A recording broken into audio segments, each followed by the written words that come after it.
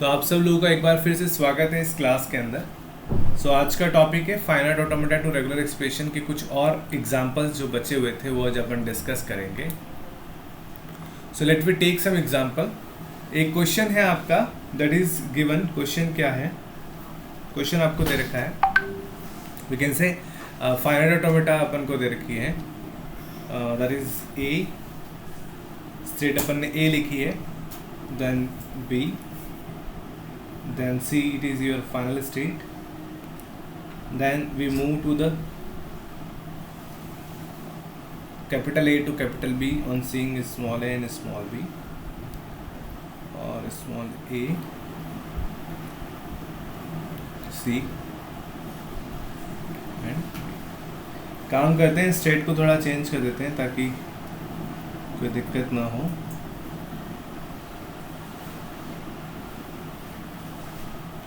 Q0, Q1 है, Q2, ठीक है। अब ये आपका क्या है? ये आपका फाइनाइट ऑटोमेटा आपको दे रखा है। अपन को क्या करना है? We need to convert it into the regular expression. किस में कन्वर्ट करना है इसको? रेगुलर एक्सप्रेशन में कन्वर्ट करना है। अब रेगुलर एक्सप्रेशन में कन्वर्ट करने के लिए कल मैंने कुछ मेथड्स बताए थे, आप लोगों को याद हो नहीं याद हो मुझे नहीं पता। कल मैंने कॉन्सेप्ट बताया था, जब भी किसी फाइनाइट ऑटोमेटा को रेगुलर एक्सप्रेशन में कन्वर्ट करते हैं तो किस तरीके से कन्वर्ट करते हैं। पहला उसमें लिखा हुआ था कि जो भी इनिशियल स्टेट है,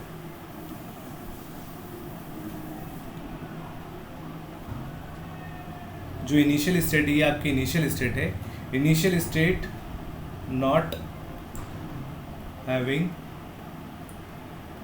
any initial state not having any input edge। क्या होना चाहिए? इनिशियल स्टेट में इनपुट एज नहीं होना चाहिए, लेकिन इसमें तो इनपुट एज है, तो इसको रिमूव करना। तो रिमूव कैसे करेंगे? Q0 लिखा, ये आपकी इनिशियल स्टेट है, यहाँ पे मैंने Q0 डैश लिख लिया, ठीक है, और यहाँ पे मैंने नल डाल दिया। क्या डाल दिया? यहाँ पर मैंने एक नल डाल दिया। नल मतलब कोई भी मूव नहीं है, विदाउट सीइंग एनीथिंग, ये नल होता है। कल भी अपन ने एग्जांपल देखे थे। फिर यहाँ लिख लेता हूँ मैं Q1, Q2,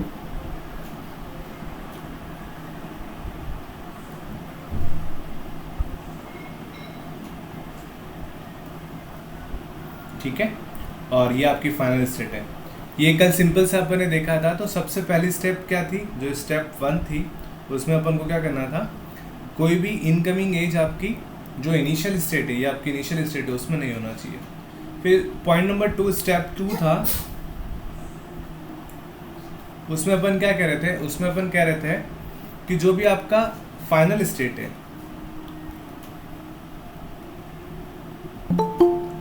उसके अंदर क्या नहीं होना चाहिए?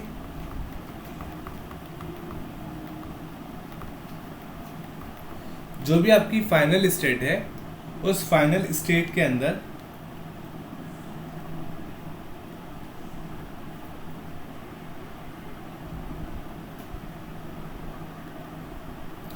आउटगोइंग एज नहीं होनी चाहिए। जो भी फाइनल स्टेट है उसमें आउटगोइंग एज नहीं होनी चाहिए। तो इस वाली इमेज में अपने एग्जांपल जो अपन ले रहे हैं उसमें नो आउटगोइंग एज, किसके अंदर? फाइनाइट ऑटोमेटा जो आपका दे रखा है, इसके अंदर कोई भी आउटगोइंग एज नहीं। किसके अंदर? जो आपकी फाइनल स्टेट है। ये फाइनल स्टेट में कोई भी जो एज है वो बाहर नहीं जा रही, केवल इसके अंदर आ रही है, तो इसमें कोई भी चेंजेस नहीं होगा। स्टेप जो 3 था उसके अंदर था आपका ओनली वन फाइनल स्टेट, केवल एक ही फाइनल स्टेट होनी चाहिए, और इसके अंदर अपने एक ही फाइनल स्टेट है, एक से अधिक फाइनल स्टेट नहीं है। अब स्टेप 3 क्या था? स्टेप 3 में अपन को 1 बाय 1 मतलब आपका जितने भी स्टेप्स हैं इनिशियल स्टेट और फाइनल स्टेट के बीच में, उन सबको 1 बाय 1 अपन को रिमूव करना है। क्या करना है? We have to be remove each and every step 1 by 1, हर एक को अपन को 1 बाय 1 रिमूव करना है। तो देखो कैसे हैंगे। स्टेप 3 क्या है? स्टेप 3 कहता है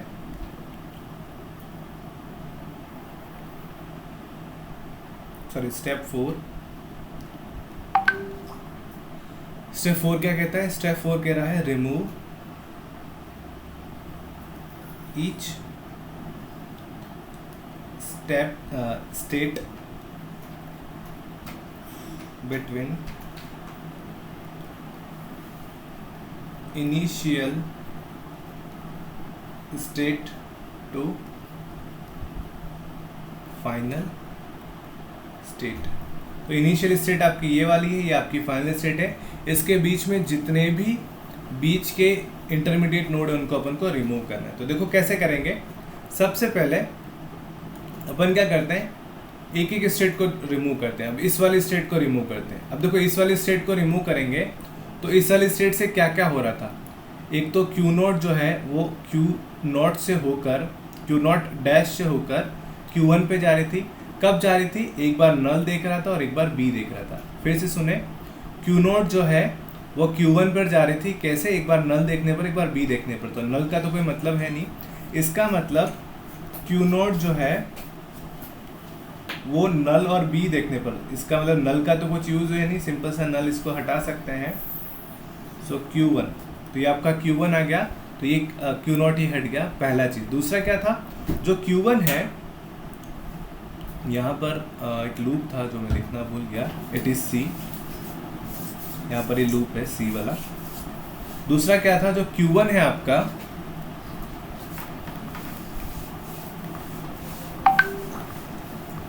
लेकिन से जो भी आपका Q1 था, यहाँ पर Q1 कौन सा आपका, दैट इज योर Q1।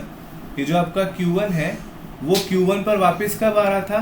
तो अगर इस डायग्राम को आप ध्यान से देखोगे तो Q1 पर वापस कब आ रहा था? देखें यहाँ पर, ये Q1 जो है वो Q1 पर वापस कब आ रहा था? जब Q नॉट डैश पे A पे जा रहा था और वापस में B आ रहा था। तो ये स्टेट अपन ने हटाई दी। तो जैसे ही स्टेट अपन ने हटा दी तो अपन कैसे लिखेंगे? अपन को कुछ ऐसे लिखना पड़ेगा, या इसको मैं ऊपर लिख लेता हूँ इस तरीके से। पहले A आ रहा है, फिर क्या आ रहा है? B। देखो ये पहले A आ रहा है और फिर यहाँ पर B आ रहा है। ये बीच वाली स्टेट तो अपन ने हटाई दी है। और एक C इसके ऊपर ऑलरेडी है, एक C इसके ऊपर ऑलरेडी आपका है। फिर लास्ट में क्या आपका D, और ये फाइनल स्टेट। क्या ये कैसे आया आपको समझ में आ रहा है? जो लोग जुड़े हुए हैं बताइए ये कैसे आया, समझ में आया?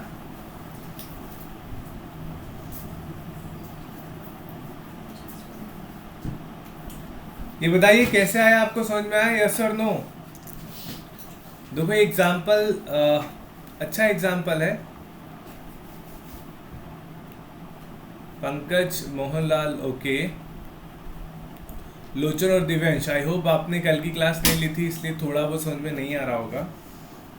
ट्राई टू कल की क्लास देख लें आप, तो आपको सारी चीज़ें क्लियर हो जाएंगी। अब क्या करना है, अगली स्टेप को रिमूव करो। अगली स्टेप कौन सी होगी? देखो यहाँ पर अब अपन को रिमूव करना है जो बीच के जो स्टेट बचे हैं आपके, कौन कौन से बचे हुए हैं? एक ये वाला बचा हुआ है। अब इसको रिमूव कैसे करेंगे? देखो अगर इसको हटाते हैं तो इसके अंदर क्या क्या है? एक तो ए बी है या फिर सी है, दो लूप है। एक तो ए बी लूप है या फिर सी है, और इनका लूप है। लूप का मतलब ये रिपीट हो रहे हैं। जब भी कोई रिपीट होता है उसको अपन कैसे लिखते हैं? स्टार। स्टार का मतलब क्या होता है? जहाँ स्टार की जो वैल्यू होती है वो 0 1 2 अप टू n तक चलती जाती है। जितने अपन अगर 0 लिखेंगे तो एक भी बार नहीं आएगा, 1 लिखेंगे तो या तो एक बार ए बी आएगा या फिर सी आएगा, दोनों में से जो भी आप लेना चाहें। तो ये लूप होता है। तो ये कैसे हो गया अगले स्टेप में? Q not B dot A B plus C का स्टार डॉट डी Q2, और आपका फाइनल रिजल्ट क्या हुआ? फाइनल रिजल्ट हुआ आपका B dot A B plus C का स्टार डॉट डी। ये क्या है? ये आपका जो फाइनाइट ऑटोमेटा दे रखा था उसका आपका रेगुलर एक्सप्रेशन है। क्या ये समझ में आया आपको? मोहनलाल, पंकज, दिव्यांश, लोचन, इट्स एन सिंपल एग्जाम्पल। ये आपका दे रखा था फाइनाइट ऑटोमेटा, और ये वाला आपका फाइनाइट ऑटोमेटा था। ये it is given in the question, आपका इस तरीके से आएगा। और this is your, we can say, regular expression corresponding to this finite automata. चलो बहुत बढ़िया, अगर आप लोगों को ये समझ में आया तो it's very good. Now there is one more interesting example, I wish कि आप इसको करें। आपके सामने लिख रहा हूँ अगला क्वेश्चन नंबर 2 जो आज का है। Q1 Q2 then it's having a loop C, then go to the A, come back to the B, then small t। क्या इसको आप कर सकते हैं? जल्दी से बताइए।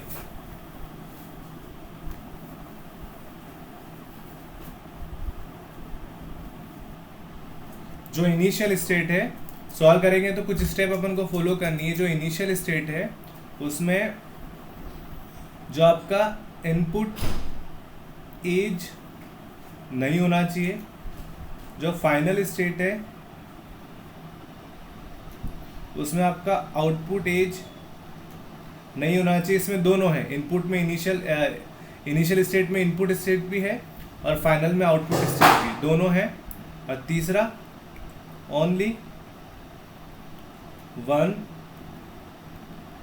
फाइनल स्टेट, केवल एक ही फाइनल स्टेट होना चाहिए। और चौथा पॉइंट ओनली वन आपका फाइनल होना चाहिए। और चौथे में क्या करना है अपन को? एलिमिनेट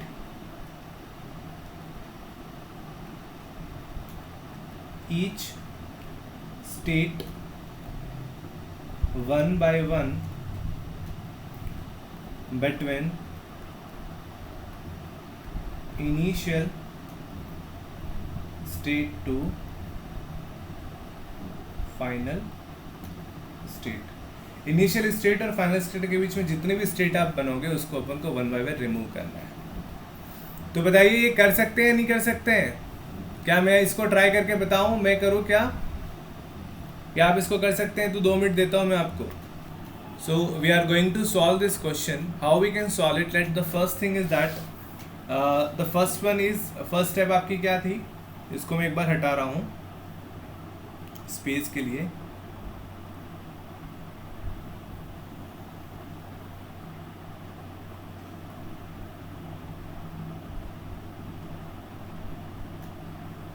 चलो देखो, फर्स्ट स्टेट क्या थी कि जो भी आपकी इनिशियल स्टेट है उसमें कोई भी इनकमिंग एज नहीं होना चाहिए, लेकिन इसमें इनकमिंग है।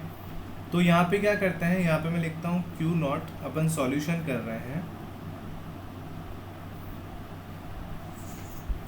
तो Q0 एक यहाँ Q0 डमी बना दिया और यहाँ पे Q0 डैश रखा और इसको कुछ इस तरीके से अपन कर सकते हैं। और यहाँ पर एक और चीज़, जो फाइनल स्टेट है उसमें आउटगोइंग एज नहीं होना चाहिए, लेकिन इसमें आउटगोइंग एज है। तो यहाँ भी नया स्टेट इंट्रोड्यूस कर लेते हैं, Q2 डैश है ना, ये Q2 डैश आपका है। और यहाँ पर नल लगा देता हूँ और Q2 रख देता हूँ फाइनल स्टेट। और इनके बीच में आपका A आ गया और ये B आ गया। यहाँ तक कोई डाउट किसी को? जल्दी से बताइए, यहाँ तक कोई डाउट? No sir. चलो बहुत बढ़िया, अगर यहाँ तक कोई डाउट नहीं तो बहुत बढ़िया। रूल 1 और रूल 2 दोनों अपन कर चुके हैं। नाउ नेक्स्ट थिंग देखिए अपन क्या करना चाहते हैं। Let's have a look. Now we remove state one by one, एक से एक स्टेट को अपन रिमूव करेंगे। Let's we remove state, we can say अपन एक रिमूव स्टेट करते हैं, ये वाली स्टेट को रिमूव करते हैं। अब इस वाली स्टेट को अगर अपन को रिमूव करना है तो देखो क्या होगा। यहाँ पे मैंने लिखा Q0, यहाँ पे मैंने लिखा Q2 डैश, यहाँ पे अपन ने लिख लिया ओके, यहाँ पर एक और था ये मैं लिखना भूल गया D, और यहाँ पे मैं लिख दिया नल और यहाँ पे Q2 लिखा फाइनल स्टेट। अब देखो ये स्टेट रिमूव हो जाती है तो आप Q0 से Q2 पर कैसे जा रहे थे? That is the one question. क्या बता रहा हूँ मैं? Q0 से Q2 पर किस तरीके से आप जा रहे थे? That is a one question, ये पहला क्वेश्चन है। देन वी कैन सिंपली से कि Q2 से, ये Q2 डैश है, ये जो आपका Q2 डैश है, वहाँ से Q2 डैश आपका जो है वहाँ से अपन जो आपका ये आ रहा है we can say this one Q2, तो Q2 डैश से Q2 पे किस तरीके से जा रहे हैं, that is again another question. ये दो क्वेश्चंस आपके आ रहे हैं, एक तो यहाँ से यहाँ किस तरीके से आ रहे हैं और एक यहाँ पर किस तरीके से जाएंगे। तो देखो इसमें मैंने जो सॉल्यूशन आपको दिया है नोट्स में, वो भी सॉल्यूशन हो सकता है और एक जो मैं अभी बता रहा हूँ वो भी पॉसिबल है। तो किस तरीके से पॉसिबल है, अगर आप Q2 से Q0 से Q2 पर जाएंगे, जब Q0 डैश जो है आपका अगर ये हट जाता है तो आपका क्या होगा, अगर ये एप्सिलॉन हट जाता है तो सीधा या तो A पर जाओगे या फिर यहाँ पर अभी क्या है, यहाँ पर आपका C है, लेकिन C किसके फॉर्म में, C लूप के फॉर्म में।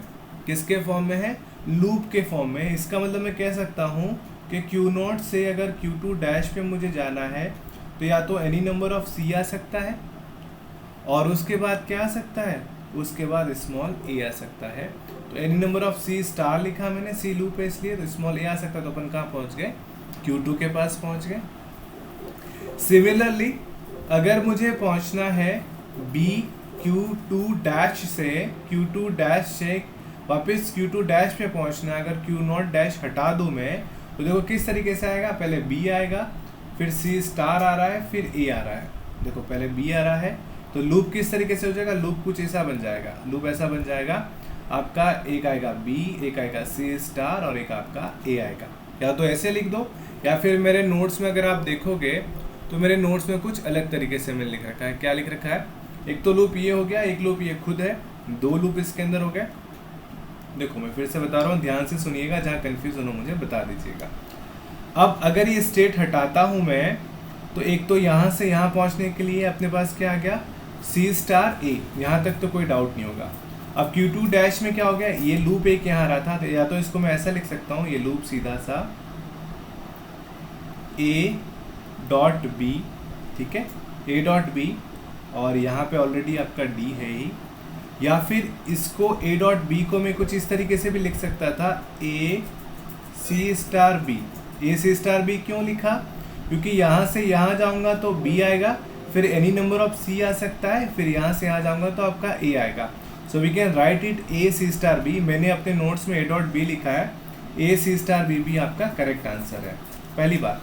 दूसरी बात, अगर मैं A C स्टार B लिखता हूँ तो कैसे होगा, देखो इसको हटाया तो यहाँ पे पहले आएगा B, फिर यहाँ पे आ रहा है, पहले आया B, फिर आपका आ रहा है C स्टार, फिर आपका आ रहा है A।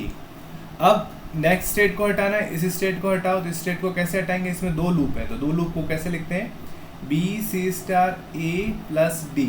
दो लूप मतलब या तो ये या फिर ये, तो अथवा के लिए अपन क्या लगाते हैं, प्लस लगाते हैं। तो ये लिखा है, इन दोनों का प्लस लिखा, और लूप है तो अपन ने क्या लगा दिया, स्टार। इससे पहले क्या है, C स्टार A डॉट, उसके बाद एप्सिलॉन है तो एप्सिलॉन का कोई मतलब नहीं है। तो इसका आंसर क्या होगा, इसका आंसर इस तरीके से हो सकता है, C star A dot B C star A plus D का होल स्टार, या फिर अपन लिख सकते हैं C स्टार A डॉट, अगर C स्टार यहाँ में लिखूँ तो B A प्लस D का होल स्टार। ये दोनों में से कोई भी आंसर आपका सही है। क्या ये समझ में आया, किस तरीके से आया, जल्दी से बताइए, क्या ये समझ में आया, किस तरीके से आया, यस और नो।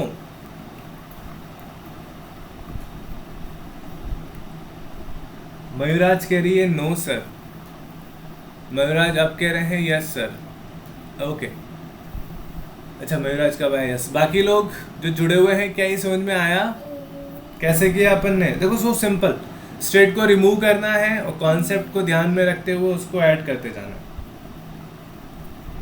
जल्दी से बताइए मयूराज के अलावा क्या ये समझ में आया नहीं आया, दिव्यांश, मोहनलाल, पंकज,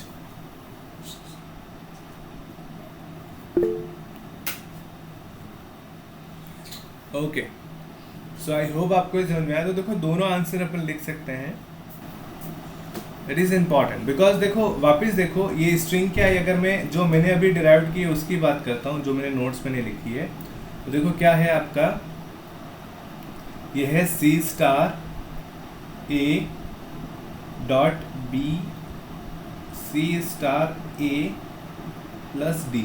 इसको अगर आप चेक करना चाहें तो चेक भी कर सकते हैं। जैसे कोई स्ट्रिंग है वो एक्सेप्ट हो रही कि नहीं रही, जैसे मैं लिखता हूँ 3 बार सी, 1 बार ए, देन बी, देन 2 बार सी, देन ए, और ए भी लिख सकते हैं, चाहो तो उसके साथ आप डी भी लिख सकते हो, तो मैंने डी भी लिख दिया फॉर एग्जांपल। ठीक है, तो आपका ये रेगुलर एक्सप्रेशन था। तो सबसे पहले क्या आया देखो, ध्यान से देखना तो चीज़ें ही क्लियर हो जाएंगी। सी, एनी नंबर ऑफ सी, सी लिख दिया आपने, फिर सी, एनी नंबर ऑफ सी, सी लिख दिया, फिर सी, सी आपका आ गया तो अभी आप क्यू नोट पे रहेंगे, फिर ए आते ही आप कहाँ पहुँच जाएंगे, Q2 पे। ये आते ही अपन कहाँ पहुँच गए, Q2 पे। देन बी आते ही देखो, फिर क्या है आपका बी आते ही अपन कहाँ पहुँच गए, बी आते ही अपन वापस कहाँ पहुँच गए, यहाँ पर Q0 पे।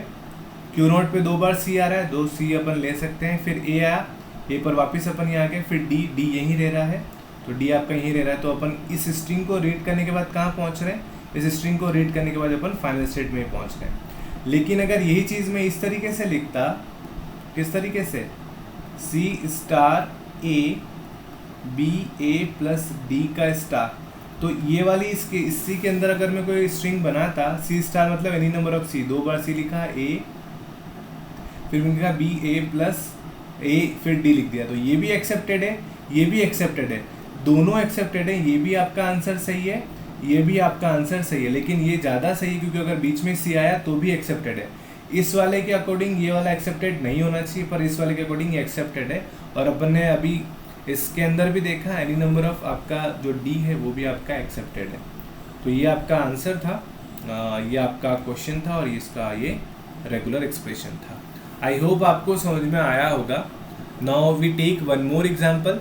देखो एग्जाम्पल इसलिए मैं बता रहा हूँ बिकॉज अगर आप प्रैक्टिस करोगे तो आप समझ जाओगे, otherwise it is very hard to understand. ठीक है, एक लास्ट एग्जाम्पल इसका करते हैं। बुक में तो मैंने अराउंड बहुत सारे एग्जाम्पल ले रखे हैं। एक लास्ट एग्जाम्पल और देखते हैं। देखो ध्यान से सुनिएगा, कॉन्सेप्ट को समझिएगा और कोशिश करिएगा उसको करने की। देखो अगला एग्जाम्पल बहुत अच्छा एग्जाम्पल है। अगला एग्जाम्पल क्या है देखो, अगला जो क्वेश्चन है आपका ए, अब यही इनिशियल स्टेट है और यही आपकी फाइनल स्टेट है। Then 1, then B, any number of 0, then come back, then 1। तो ये आपका क्वेश्चन दे रखा है, यही आपकी इनिशियल स्टेट है और यही आपकी फाइनल स्टेट है। मुझे बताइए किस तरीके से होगा ये वाला, जल्दी से बताइए किस तरीके से होगा। एक बार ट्राई कीजिए आप लोग। आई विल मैं आपको 5 मिनट दे रहा हूँ, I am giving you 5 minutes. जल्दी से कोशिश करिए करने की, ठीक है। फिर से समझ लो कैसे किया। इट इज़ योर क्वेश्चन, ये आपका क्वेश्चन था, और इस क्वेश्चन के अंदर ये आपका क्वेश्चन था। इस क्वेश्चन के अंदर इनिशियल स्टेट के अंदर आपका क्या होना चाहिए, इनकमिंग स्टेट नहीं होना चाहिए, तो इनिशियल स्टेट को अपन ने अलग कर दिया।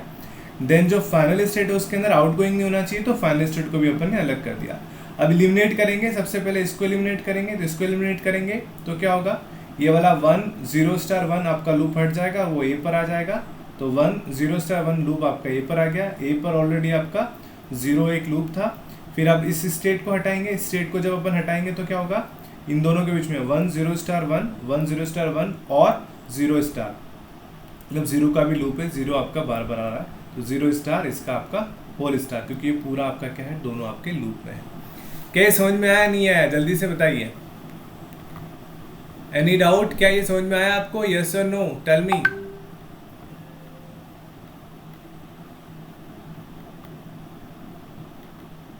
तो आप चाहें तो 0 का स्टार लिखें, अदरवाइज अगर आप होल स्टार पे लिख रहे हैं तो it is more than sufficient, दोनों आंसर करेक्ट है। चलो सो